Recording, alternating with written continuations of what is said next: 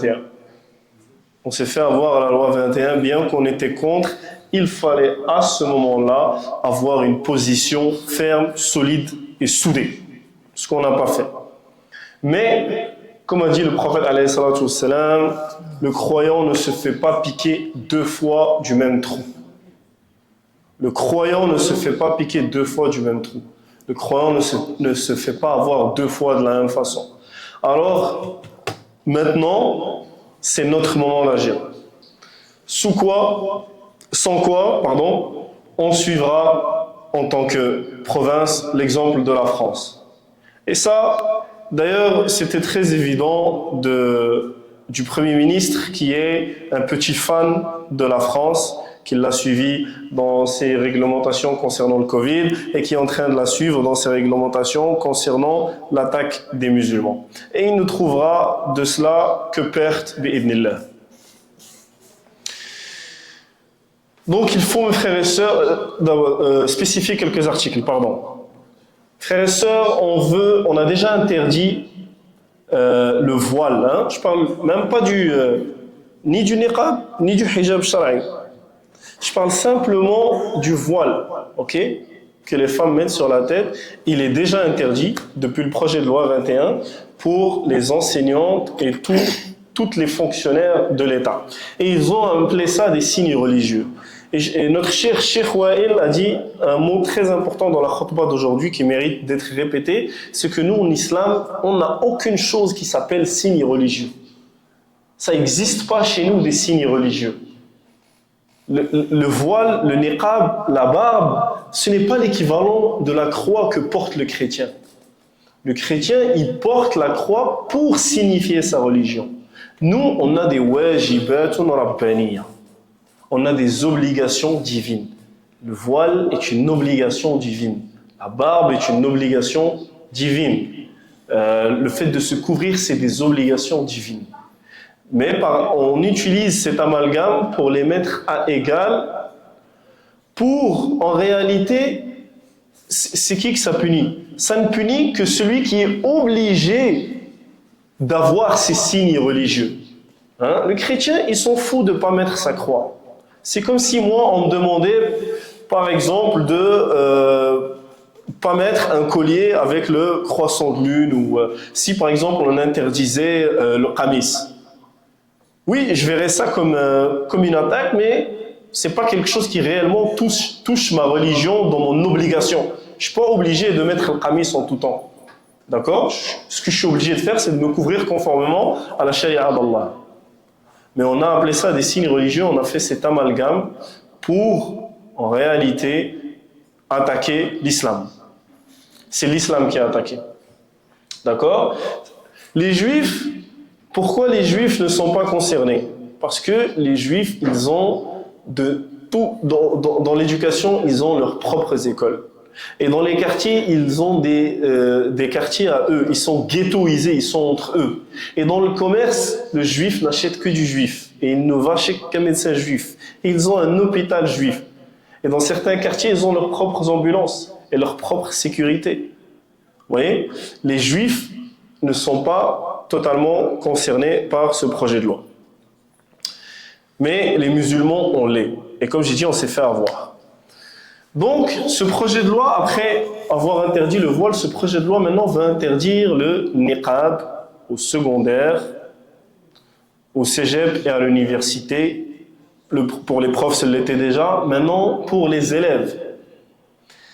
Mes frères et sœurs, qui peut me dire, et la vérité je ne le sais pas, qui peut me dire on est combien de musulmans, la population musulmane elle représente combien au Québec? 10? Je demande, je veux une vraie info, sinon on va chercher.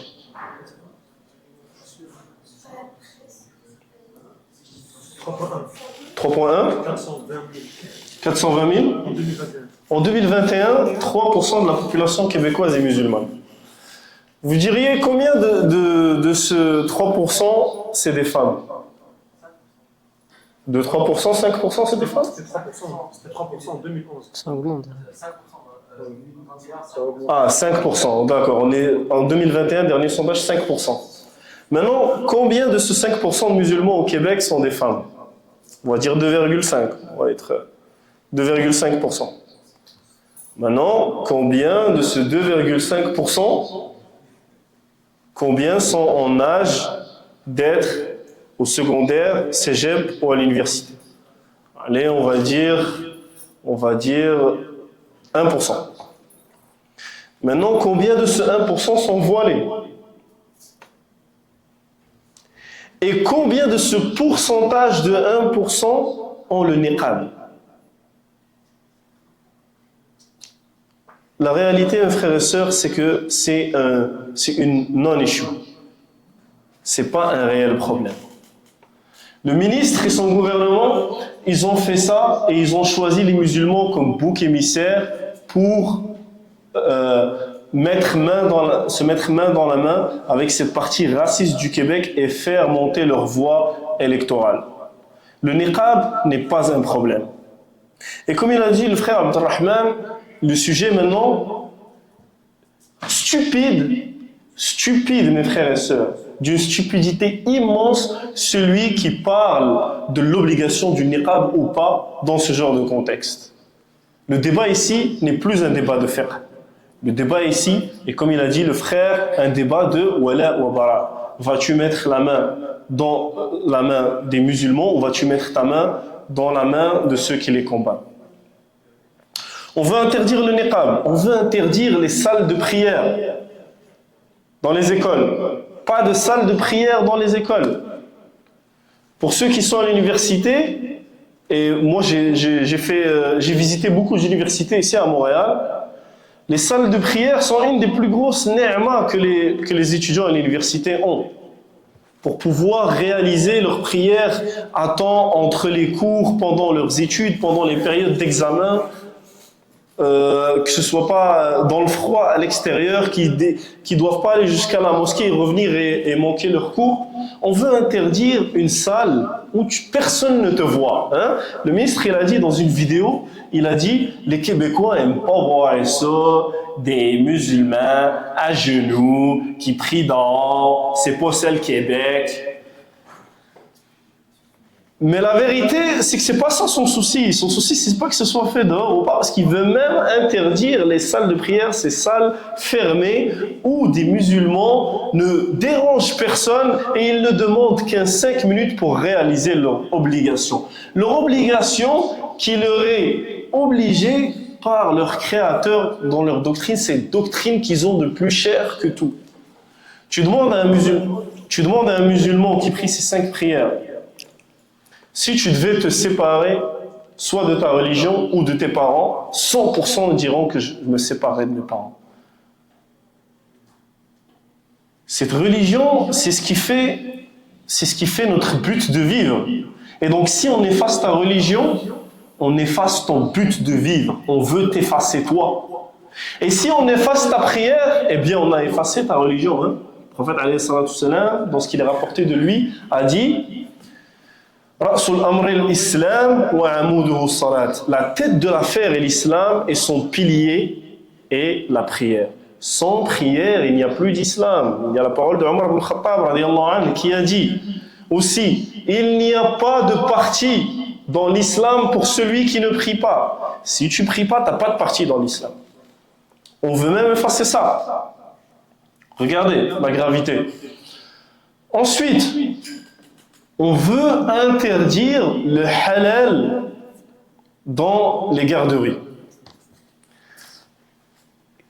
Ça, c'est d'une bêtise et ça montre vraiment la mauvaise intention derrière ce projet de loi.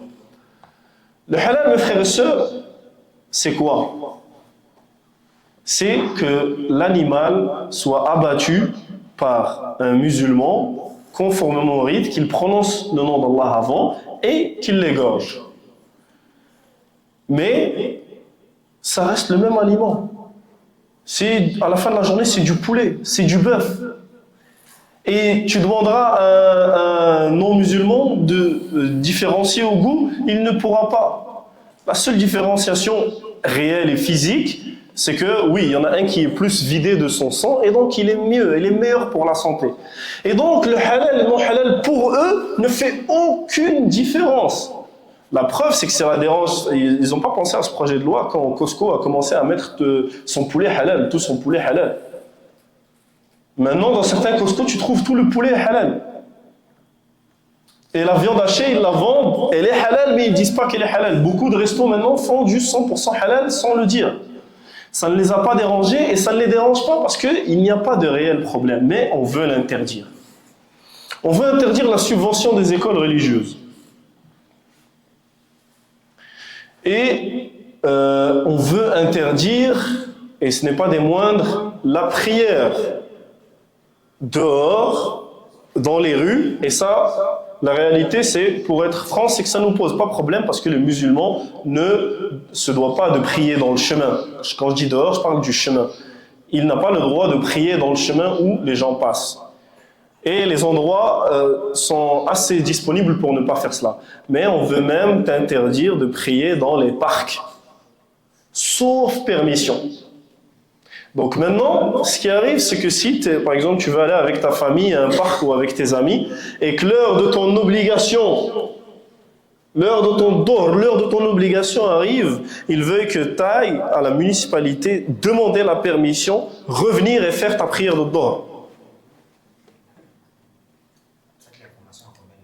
Hein? Wallahu alam. On verra s'ils appliquent ce projet de loi. Mais c'est ce qu'on veut. Donc ici, la vérité, c'est que pour un pays comme le Canada, ces lois-là, si on les dit, si on en parle il y a 5 ans avec dans un cadre légal et tout, on dira c'est impossible. On dirait des lois d'apartheid, ça. On dirait des lois dignes de l'Afrique du Sud, ou d'Israël, ou de l'Allemagne nazie, ou je ne sais pas quoi. Mais c'est le projet de loi 9. Ce que je vous dis, c'est dans le projet de loi 9. D'où l'urgence d'en parler et de se conscientiser. Donc mes frères et sœurs, il nous incombe d'être réveillés et sérieux. Et cette religion, mes frères et sœurs, c'est une religion de sérieux. Din ou l'islam, c'est une religion de sérieux. Le din ici, l'islam, ce n'est pas comme d'autres religions où tu peux avoir une partie de... Genre, la majorité de ta partie, c'est la dunya et l'amusement et tout. Et de temps en temps, une fois par semaine, 1 heure par semaine, tu te mets à genoux, tu donnes quelques temps au Seigneur, ou tu chantes, ou tu fais des chants. Non. Le prophète, alayhi salatu wassalam, n'a pas passé ses 23 années de da'wah en vain. Ne laissons pas tomber ces années où le prophète alayhi salatu wassalam a dépensé son sang, sa sueur et ses larmes en vain. Le din est une religion de sérieux et le musulman se doit d'être sérieux. Et le prophète alayhi salatu wassalam a dit qu'Allah fasse miséricorde à un serviteur que s'il fait un travail, qu'il le perfectionne. Et on doit perfectionner notre travail dans notre din et dans notre dunya. Le din est une religion de sérieux, est une religion aussi de force. Comme vous le savez, le prophète alayhi salatu wassalam a dit Al-mu'minu al-qawiyyu khayrun min al-mu'mini al-da'if wa fihi ma khayr. Ou kama qala alayhi salatu wassalam. Le croyant fort est meilleur que le croyant faible, même si dans les deux il y a un bien. C'est le moment d'être fort et c'est le moment d'avoir des positions. Al-mawaqif. Et sachez mes frères, que la valeur d'un homme est intimement liée à ses positions. Un homme qui a été bon toute sa vie, mais qui devient lâche lorsque la situation dépend de lui, devient aux yeux des gens le plus bas. N'est-ce pas? Quelqu'un qui a toujours été bon et quelqu'un qui a toujours été considéré comme quelqu'un d'honorable. Lorsque vient le moment où il doit, où les gens dépendent de lui, et il les laisse tomber, il devient à leurs yeux le plus valide, il devient à leurs yeux le plus bas et le plus humilié. Et vice versa. Lorsque les situations deviennent difficiles et que un homme adopte un mawqif, une position honorable et forte et prend la position qu'il doit et défend la vérité, même malgré la difficulté, c'est là que les gens, ils deviennent élevés à leurs yeux. Et un des exemples les plus connus de ça est l'imam Ahmad, rahimahullah, qui a mérité ce titre, cet énorme titre de imam Ahlus Sunnah, grâce au mawqif qu'il a adopté dans ce moment de shidda, alors que la plupart ont flanché.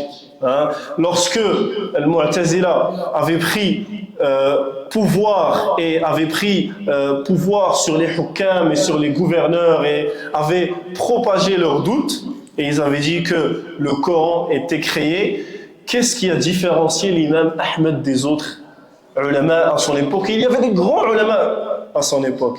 Qu'est-ce qui l'a différencié de lui et lui a donné un héritage incomparable, et qui est qu'il est celui aujourd'hui reconnu par tous comme imam al-Sunnah, c'est qu'il a adopté son mawqif et qu'il a dit non, je ne dirai pas cette parole, la parole d'Allah, le Coran n'est pas makhlouq.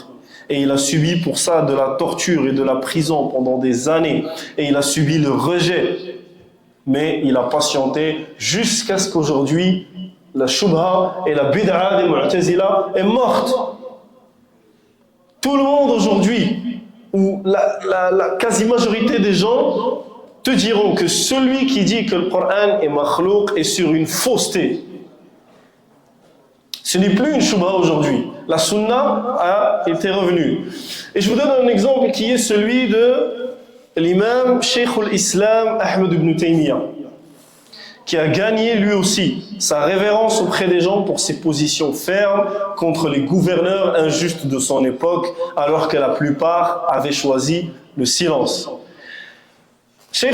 Quand on dit Cheikh al-Islam, on pense directement à l'imam Ibn Taymiyyah, même si d'autres ulama ont eu ce titre de Cheikh al-Islam. Mais quand on dit juste comme ça, mutlaqan, Cheikh al-Islam, c'est l'imam Ibn Taymiyyah qui revient. Et c'est encore une fois grâce à ses positions, à ses mawaqif dignes et honorables.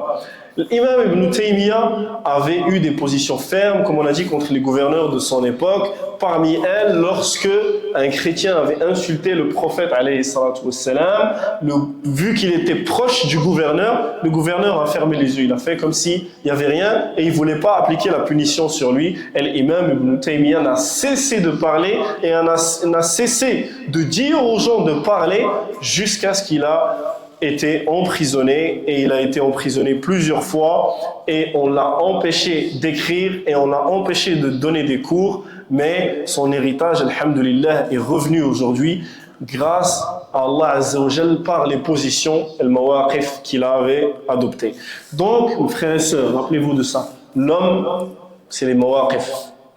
L'homme, c'est les positions. Et que c'est dans les moments de difficulté qu'on voit qui est l'homme. Et on voit qui est le lâche. Et sachez, mes frères et sœurs, que ce khuluq de courage fait partie des meilleurs khuluq chez l'homme, des meilleurs traits de caractère, du meilleur bon caractère. Quand on parle du bon caractère, on pense toujours à la gentillesse et à la douceur. Le bon caractère n'est pas seulement la gentillesse et la douceur. Le bon caractère, c'est le meilleur des bons caractères. C'est quoi? Le meilleur des bons caractères, c'est de s'acquiescer face au haqq et de se lever face au batil. De s'acquiescer face à la vérité et de se lever contre le faux. Et c'est le courage qui permet de faire cela. Et le pire chez l'homme est la lâcheté. D'après Abu Huraira, le prophète a dit: les deux pires choses qu'il puisse y avoir chez un homme, soit une avarice extrême et une lâcheté angoissante. Qu'Allah Azza wa Jal nous préserve d'être des avares et des lâches. Et la lâcheté, mes frères et sœurs, est grandement causée et liée à une autre maladie du cœur, une grande maladie du cœur extrêmement grave qui touche malheureusement une trop grande partie des musulmans ici, les musulmans en Occident et même dans les pays musulmans, qui n'est nul autre que l'amour de la dunya, l'amour de l'argent. Qu'est-ce qui mène un homme à délaisser ses valeurs et à baisser sa dignité et à abandonner son honneur? C'est souvent son amour pour la dunya, cet amour aveuglant qui pourrait parfois lui faire vendre et qui a fait vendre à certains leurs mères et leurs épouses. Un homme qui est sur TikTok avec sa femme, qui montre son épouse et qui sait qu'on voit le corps de son épouse et qui sait que les gens, quand ils vont regarder son épouse, ça va augmenter les vues, ça va augmenter les dons et tout. N'a-t-il pas abandonné, n'a-t-il pas donné son épouse pour l'argent? N'est-ce pas là une forme de prostitution? Azzakumullah. L'amour de l'argent et l'amour de la dunya, c'est une maladie du cœur énorme. Et c'est ce qui a mené des communautés à leur perte. Et c'est ce qui a mené des empires à leur perte. Regardez Pharaon, regardez Qarun, regardez Haman. C'était des amoureux de la dunya que leur amour pour la dunya les a rendus tellement aveugles qu'il les a menés à leur propre perte. Le prophète alayhi salatu wassalam a dit dans un hadith Ta'isa abdud dinar, et dans une riwaya abdud dirham, malheur aux serviteurs du dinar, malheur aux serviteurs du dirham, malheur aux serviteurs de l'argent. Ils ne voient dans cette dunya que l'argent. Et combien, mes frères et sœurs, de gens connaissez-vous qui ont choisi l'argent au lieu du din? Combien en connaissez-vous? Je vais vous poser quelques questions. Combien connaissez-vous de musulmans qui travaillent dans les banques? Combien de musulmans attestent des contrats usuraires parmi les agents immobiliers et autres? Combien de musulmans à chaque mois versent des montants à la banque pour rembourser leurs prêts usuraires? Combien de gens ont choisi cela même si le prix à payer était d'être en guerre avec Allah Azza wa Jalla et son prophète? Combien de musulmans ont dû abandonner leur voile qu'Allah leur a ordonné pour mieux s'intégrer dans le domaine professionnel?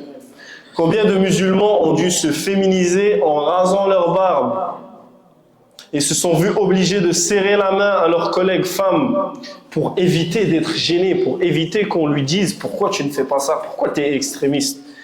Combien de musulmans n'osent prier à leur lieu de travail? Combien de musulmans laissent le pilier de leur religion à leur travail, et etc., etc. Mon but ici n'est pas de faire mourir nos cœurs, mais juste vous faire réaliser les impacts de l'amour de la dunya et l'amour de l'argent. Omar ibn Khattab radiyallahu anhu a dit, si vous étiez croyant comme il se doit, de la vraie croyance, Allah vous donnerait votre rizq. Allah vous donnerait votre rizq comme l'oiseau qui quitte son nid le matin, le ventre vide, et revient nourri. Mes frères et sœurs, je vous demande un truc. Qui est Ar-Razzaq? Qui est Ar-Razzaq? C'est Allah, tabaraka wa ta'ala. C'est ni le ministre, ni le gouvernement, ni ton employeur, ni ta job. Ton rizq va venir à toi. Ton rizq va venir à toi même si t'es en train de mourir, même si tu as perdu tout ton sang. Tu vas rien manquer de ton rizq. Pourquoi alors vends-tu ton din? Pourquoi ne tiens-tu pas à ton din qui fait ta personne, qui fait ta dignité, qui fait ton honneur? Et ici, je ne parle pas à tous, bien sûr. Je parle à celui qui se voit constamment en train de choisir entre sa religion et son rizq, et son gagne-pain. Ardullah est wasi'a, la terre d'Allah est vaste. Et Allah dit dans le Coran qu'il va faire hériter la terre à ses serviteurs qu'il choisit. Et Allah a dit dans le Coran, il a dit ce ne sont que des jours qu'on interchange entre les gens. Allah Azza wa Jal donne la force à une communauté à un moment et la faiblesse à une autre, et puis il change. Allah Azza wa Jal fait de cette terre quand il veut. Allah Azza wa Jal peut écrire ton rizq en Afrique, en Amérique du Sud, en Russie, au pôle Nord, au pôle Sud. Il y a l'Ontario, il y a les États-Unis, il y a le Royaume-Uni, il y a le pays d'origine. Il y a les pays du Khalij, il y a les pays d'Afrique, il y a les pays musulmans d'Asie. Ton rizq, il va venir.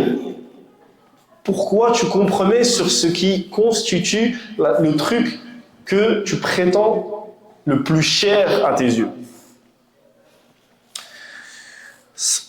Faites attention, mes frères et sœurs, à cette maladie du cœur qui détruit la religion. D'après Ibn Umar, radiyallahu anhuma, il a dit, j'ai entendu le messager d'Allah, alayhi salatu wassalam, dire, lorsque vous échangerez par la vente de al-'ina, qui est une forme d'usure, forme de riba, lorsque vous saisirez des queues de vache, c'est pour dire, c'est une figure de style pour dire, vous allez vous contenter de l'agriculture, la bouffe. Que vous vous contenterez de l'agriculture et que vous délaisserez le djihad, l'effort dans le sentier d'Allah. Allah fera descendre sur vous une humiliation qu'il ne vous retirera pas jusqu'à ce que vous retourniez à votre religion. La dernière partie du hadith est très importante, et bien sûr tout le hadith est important. Allah fera descendre sur vous une humiliation qu'il ne retirera pas jusqu'à ce que vous reteniez à votre religion. L'humiliation ne quittera pas en compromettant ta religion.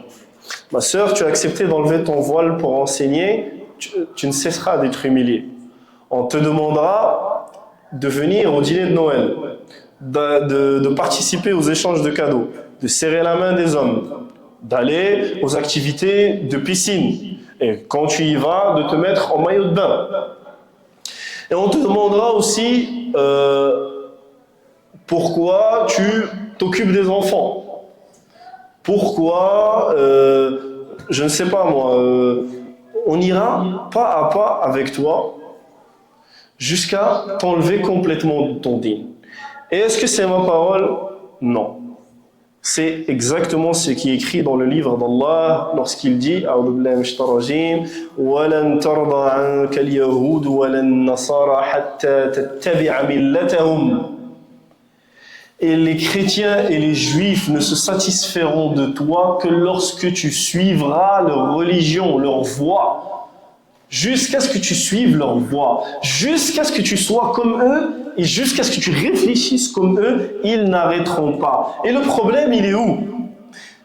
Le frère Abdurrahman, il l'a dit, et je remets l'insistance sur ça, c'est que tu as une tête différente, tu es d'une communauté différente.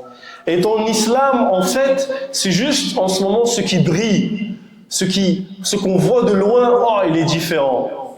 Mais même si tu continues à baisser cette lumière que l'islam t'a donnée, graduellement, ça restera une lumière qu'on peut apercevoir. Et on ira la chercher à chaque fois, on ira chercher chaque petit pas, jusqu'à ce que tu suives leur voie. D'après Anas ibn Malik, le prophète a dit, celui dont la préoccupation est l'au-delà, Allah met sa richesse dans son cœur, rassemble ses affaires pour lui et la dunya vient à lui malgré elle. Et celui dont la préoccupation est la dunya, Allah met sa pauvreté entre ses yeux, disperse ses affaires et il ne parvient de la dunya que ce qui lui a été prédestiné. Allah mettra la pauvreté entre ses deux yeux. Voulant dire, celui qui ne se soucie que de sa dunya et au prix de graduellement délaisser son dîn, il ne va jamais satisfaire de la dunya. Et il perdra cette lumière qu'Allah lui avait donnée, qui est l'islam. Donc il sera perdant dans tous les cas.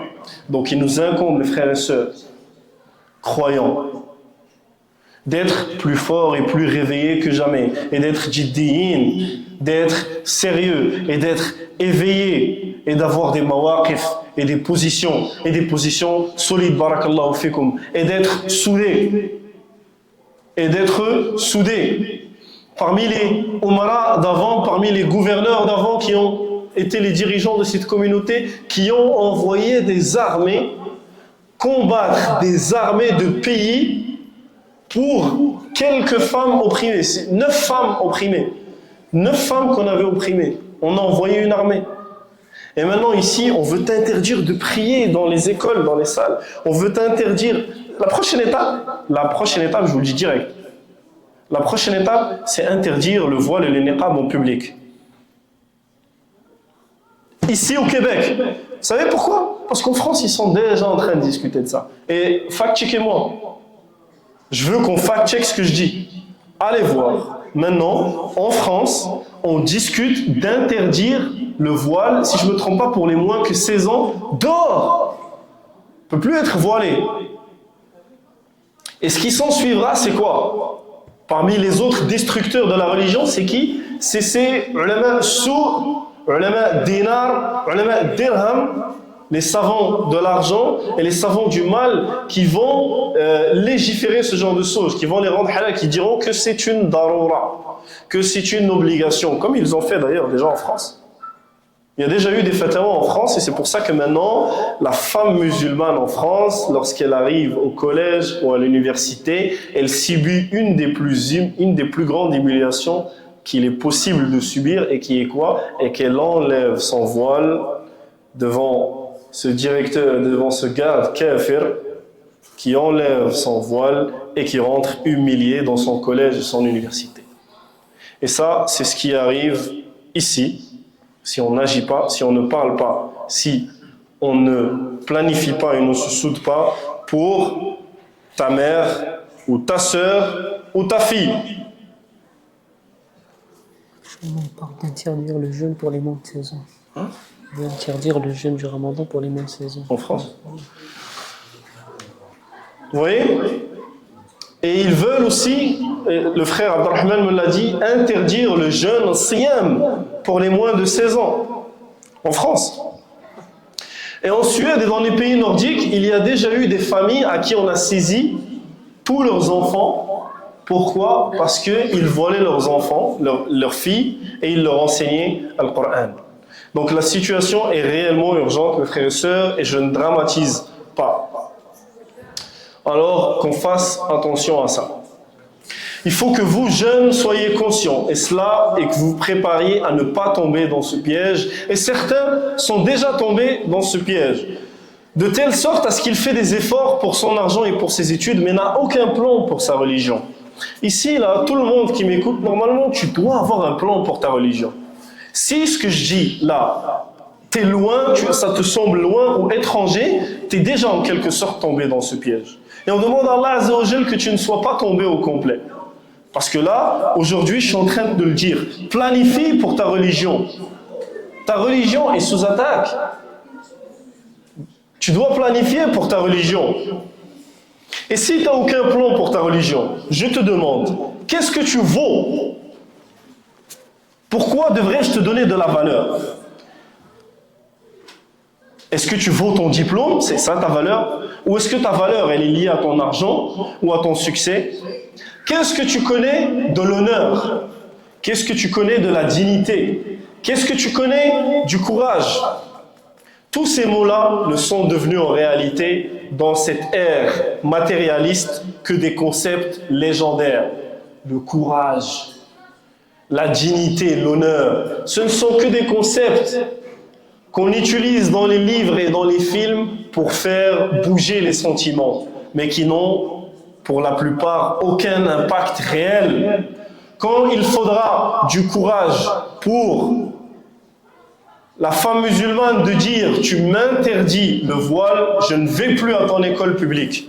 La femme musulmane non voilée, quand on lui dira que sa sœur qui a le niqab, on lui interdit l'école, qu'elle prenne un mawqif et qu'elle dise « je n'irai plus à cette école publique ». Quand les musulmans se regrouperont et diront « nous allons faire nos propres écoles et les financer ». Quand les parents musulmans diront « je prendrai l'effort et la responsabilité de homeschool mes enfants, de les faire étudier chez moi et je prendrai ces difficultés, quitte à ne rien compromettre de ma religion pour mes enfants ». Où sont ces valeurs que l'islam prône? Où sont les traces de l'islam? Ces traces de l'islam sont obligatoires pour nous. Et c'est ce qui fait du musulman, c'est ce qui mène le musulman au degré du croyant. C'est ce qui mène le musulman au degré de al-mu'min. Et c'est ce qui différencie ceux qui ont la lumière d'Allah Azza wa Jal et ceux qui ne l'ont pas. Et pourquoi ces valeurs en réalité n'ont plus aucun impact? Le prophète alayhi salatu wassalam, dans ce qu'il a rapporté de lui, a dit dans un long hadith, il y a une partie qui dit que le péché Le péché est un point noir sur le cœur et il ne cessera d'y avoir des points noirs jusqu'à ce que le cœur devienne complètement noir. Comme une cruche renversée qui ne connaîtra ni le bien ni désapprouvera le mal, si ce n'est à ce qui correspond à sa propre passion. Voulons dire, les péchés ont un effet tellement grave sur le cœur qu'à la fin, le musulman, lorsqu'il voit le bien et le mal, ça ne fait aucune différence pour lui. Et ça concerne le musulman, qui lorsqu'il entendra mon discours ou un discours comme le mien, il dira, et quelle parole blâmable et stupide, il dira, moi ça ne me concerne pas, mes filles ne sont pas voilées, ma femme n'est pas voilée, moi, mes enfants, je ne sais pas, ils ne sont pas à la garderie, ou ça ne me dérange pas que mes petits-enfants, ils ne mangent pas le halal, ils mangeront le halal, de toute façon, ils n'ont pas d'ithme sur eux. Une personne qui prononce des paroles comme ça est en réalité une personne dont le cœur est mort, dont le cœur est couvert par les péchés, et qui ne peut voir le bien ou le mal. Comment le musulman, je me demande, arrive au niveau de délaisser ses valeurs pour de l'argent?